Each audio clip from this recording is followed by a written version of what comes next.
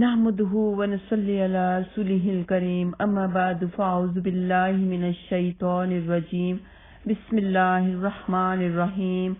رب اشرح لي صدري ويسر لي امري واحلل عقدة من لساني يفقهوا قولي رب زدني علما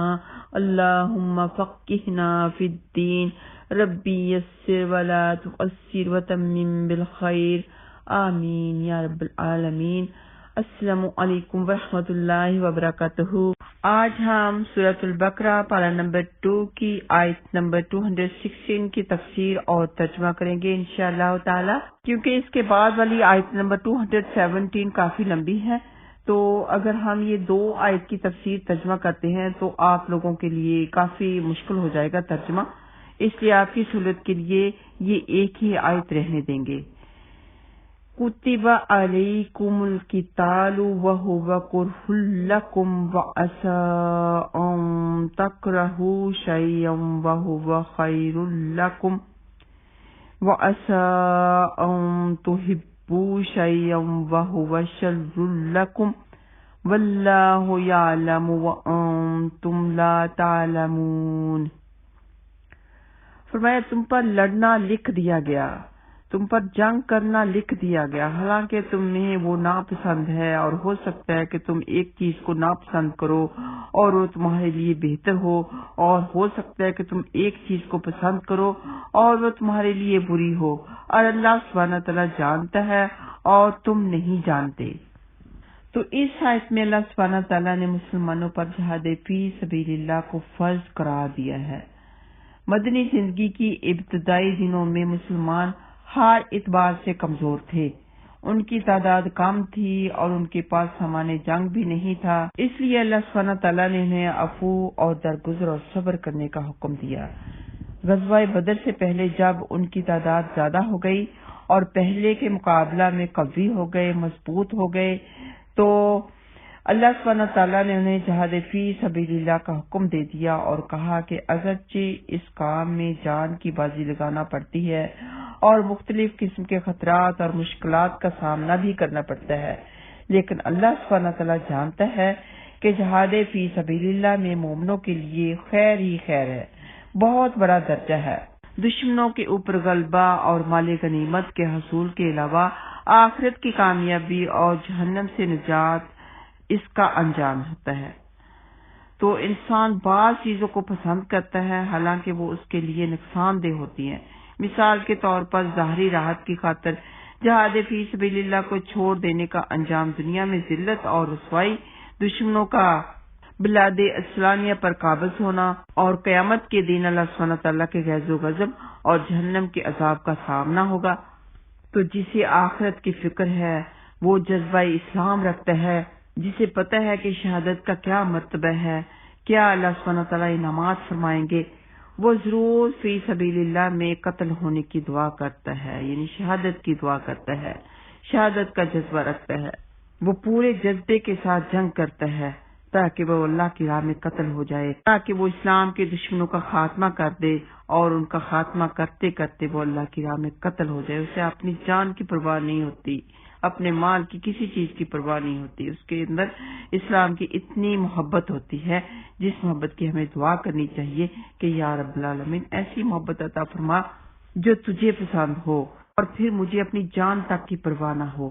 کتب علیکم القتال وہو کرہ لکم، کیونکہ اس میں زخمی ہونے، اعضاء کٹنے اور جان جانے کا سامنا ہوتا ہے، جبکہ ہر آدمی فطری طور پر زندہ رہنے کا خواہش مند بھی ہے۔ علاوہ ازیں اس میں مال کا خرچ، اہل و عیال اور وطن سے جدائی، سفر، صعوبتیں، کھانے پینے اور نیند کی بے ترتیبی وغیرہ غرض بے شمار مشکلات درپیش آتی ہیں۔ اسی لیے فرمایا کہ کتب علیکم القتال،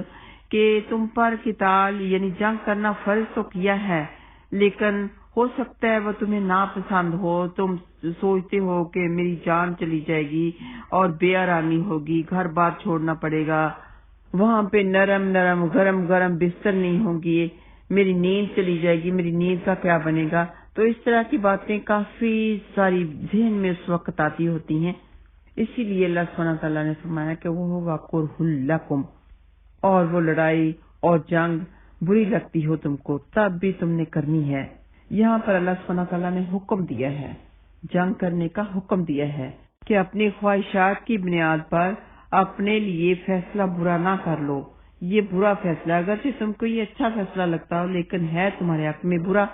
اور ہر ایک کوئی پسند کرتا ہے کہ گھر میں بیٹھا رہے، آرام سے رہے، سکون سے رہے، آرام سے عبادت کرے۔ اگرچہ یہ دنیا میں آپ کو مشکل کام لگتا ہے لیکن آپ کے لیے بہتری ہی بہتری ہے، دنیا میں بھی خیر، آخرت میں بھی خیر، اور اس کا نتیجہ تمہارے لیے خطرناک بھی ہو سکتا ہے، یعنی دشمن تم پر غالب آ جائے اور تمہیں ذلت اور رسوائی کا سامنا کرنا پڑے تو یہ بھی تمہیں پسند نہیں ہوگا۔ لیکن اس میں بھی خیر یہ ہے کہ آخرت میں تمہارے لیے بہت ہی زیادہ درجات ہوں گے اور تم اللہ سبحانہ تعالیٰ کی خوشنودی حاصل کر لو گے۔ اس آیت سے یہ معلوم ہوتا ہے کہ جہاد ہر مسلمان پر ہر حالت میں فرض ہے۔ بعض آیات قرآنی اور نبی پاک صلی اللہ علیہ وسلم کے ارشادات سے معلوم ہوتا ہے کہ یہ فریضہ فرض عین کے طور پر ہر مسلمان پر عائد نہیں بلکہ فرض کفایہ ہے کہ مسلمانوں کی ایک جماعت اس فرض کو ادا کر دے تو باقی مسلمان سب قدوش سمجھے جائیں گے۔ جیسے کہ کوئی بیمار ہے اس پر فرض نہیں، کسی کا ایک ہی بیٹا ہے تو اس بیٹے پر فرض نہیں کیونکہ اس نے پیچھے اپنے والدین کی لک آفٹر کرنی ہوتی ہے۔ تو جن کو کوئی مجبوری ہے یا جن کو حکومت نے یعنی کہ لیڈر نے پیچھے رہنے کا حکم دیا تو اس کے اوپر فرض نہیں ہوگا، باقی سب کے اوپر فرض، جس کو حکم دیا گیا سب کے اوپر فرض۔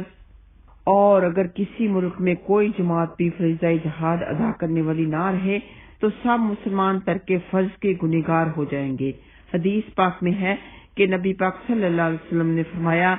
الجہاد ماض الی یوم القیامہ کا یہ مطلب ہے کہ قیامت تک ایسی جماعت کا موجود رہنا ضروری ہے جو فریضہ جہاد ادا کرتی رہے، اور جب امام کسی خاص شخص کو یا تمام مسلمانوں کو نکلنے کا حکم دے دے، جیسے کہ نبی پاک صلی اللہ علیہ وسلم نے تبوک میں سب کو نکلنے کا حکم دیا تھا مگر سیدنا علی رضی اللہ تعالیٰ عنہ کو پیچھے رہنے کا حکم دیا۔ جب کفار مسلمانوں کی کسی آبادی پر حملہ کر دیں تو اس کے رہنے والوں پر اس کا دفاع واجب ہے، اس حد تک کہ اگر ان کے پاس کوئی اسلحہ نہ بھی ہو تو پتھروں، اینٹوں، لکڑیوں، غرض جو کچھ بھی ملے اس کے ساتھ لڑنا ان کے اوپر فرض ہے۔ اور مفسرین نے لکھا ہے کہ یہاں تک کہ اگر دانتوں سے کاٹ کھانے کے سوا کچھ نہ ملے تو دانتوں سے کاٹ کر اپنا دفاع واجب ہے، یعنی امام کا، لیڈر کا، حاکم کا حکم بجا لانا ہے۔ اور اگر اس آبادی والے دفاع نہ کر سکیں یا سستی کریں تو قریب والی آبادی پھر اس کے بعد والی پر حتیٰ کہ تمام اہل اسلام پر لڑنا فرض ہو جاتا ہے۔ یعنی کوئی بستی والے مجبور ہے، ان میں طاقت نہیں کسی سے لڑنے کی، اپنا دفاع کرنے کی، تو ساتھ والی بستی پر یا پھر اس کے علاوہ دوسرے مسلمانوں پر لڑنا فرض ہے۔ اپنے مسلمان بہن بھائیوں کی مدد کرنا ان کے اوپر فرض ہو جاتا ہے، ان کے لیے لڑنا، ان کے لیے جنگ کرنا فرض ہو جاتا ہے، کیونکہ تمام مسلمان ایک جسم کی مانند ہیں۔ اور جب دشمن سے منبھیڑ کے وقت مقابلہ ہو رہا ہو تو ثابت قدم رہنا واجب ہے، پھر پیچھے قدم نہیں ہٹانے۔ اور حافظ ابن حجر رحمۃ اللہ علیہ نے فتح الباری کتاب الجہاد میں فرمایا ہے کہ جب کسی شخص پر لڑائی فرض عین ہو جائے تو والدین یا کسی اور سے بھی پھر اجازت کی کوئی ضرورت نہیں۔ اس بات پر بھی علماء کا اتفاق ہے کہ اپنے دفاع کی خاطر لڑنے کے لیے کوئی بھی شرط لازم نہیں، نہ امیر کا حکم، نہ والدین کی اجازت اور نہ کوئی اور شرط۔ اپنے خود کا دفاع کرنا، اپنی جان بچانا ہر ایک کے اوپر واجب ہے، اس وقت پھر کسی کی اجازت کی ضرورت نہیں پڑتی، اپنی جان بچائے۔ اور یہ بات ضرور یاد رکھنی چاہیے کہ جب تک جہاد فرض کفایہ ہو اولاد کو بغیر ماں باپ کی اجازت کے جہاد میں جانا جائز نہیں۔ ہر ایک اولاد کو چاہے ایک بیٹا ہو چاہے ایک سے زیادہ ہو، ماں باپ کی اجازت لے کے جہاد پر جانا ہوگا۔ یہ فرض کفایہ کی بات ہو رہی ہے کہ ان میں سے کچھ لوگ جہاد کے لیے چلے جائیں، کچھ پیچھے رہ جائیں۔ تو فرض کفایہ تو آپ کو پتہ ہے نا کیا ہوتا ہے کہ کچھ لوگ اگر جہاد کے لیے چلے جائیں تو سب کے لیے کفایت ہو جاتی ہے، پھر کسی کو پکڑ نہیں ہوتی۔ اور فرض عین یہ ہوتا ہے کہ سبھی کو جہاد کے لیے جانا ہوتا ہے، کوئی پیچھے رہ جاتا ہے تو پھر وہ گنہگار ہوتا ہے، جبکہ سب مردوں پر فرض ہو جائے۔ اور جہاد کے بارے میں یہ چند باتیں یاد رکھنی بہت ضروری ہیں کہ جس شخص کے ذمہ کسی کا قرض ہو اس کے لیے جب تک قرض ادا نہ کر دے اس فرض کفایہ میں حصہ لینا درست نہیں، اور جبکہ فرض عین میں اس کے لیے جانا فرض ہو جائے گا پھر اسے یہ نہیں انتظار کرنا پڑے گا کہ میں پہلے قرض ادا کر دوں پھر جاؤں گا اس لیے مجھ پر فرض نہیں ہے، تو پھر اسے وہ اپنا فرض چھوڑ کر اس فرض کو اپنانا ہوگا، جنگ کے فرض کو اپنانا ہوگا۔ تو فرض عین میں والدین کی اجازت کی بھی ضرورت نہیں ہوتی، نہ شوہر کو اپنی بیوی کی اجازت کی ضرورت ہوتی ہے، نہ بیٹے کو اپنے والدین کی اجازت کی ضرورت ہوتی ہے، اور نہ ہی قرضدار کو اس بات کا انتظار کرنا ہوتا ہے کہ میں پہلے قرض ادا کرتا ہوں بعد میں جاؤں گا۔ آئیے آتے ہیں لفظی ترجمہ کی طرف۔ کتبہ فرض کر دیا گیا، اس کا روٹ ورڈ ہے کافتابہ، کافتابہ، جس سے کہ کتاب ہوتی ہے اس کے اوپر کوئی لفظ لکھ دیا جاتا ہے، لکھا ہوا لفظ پھر بدل نہیں سکتے، فرض ہو جاتا ہے، یعنی کتبہ فرض کر دیا گیا۔ علیکم تم پر، القتال و قتال کرنا، جنگ کرنا، قتال کا روٹ ورڈ کاف تا لام، قتل کر دینا، اس کا مطلب ہلاک کر دینا بھی ہوتا ہے، جنگ کرنا۔ وہوا اور حالانکہ، کرہ لکم ناگوار ہے تمہیں، وعسیٰ اور ہو سکتا ہے، تکرہو کہ تم سب ناپسند کرو، شیئن ایک چیز کو، وہوا اور حالانکہ وہ، خیر لکم بہتر ہو تمہارے لیے، خیر بہتر ہو لکم تمہارے لیے، وعسیٰ اور امید ہے اور ہو سکتا ہے، کہ تحبو تم سب پسند کرو، شیئن ایک چیز کو، وہوا حالانکہ وہ، شر بری ہو لکم تمہارے لیے، واللہ اور اللہ یعلم جانتا ہے، اور انتم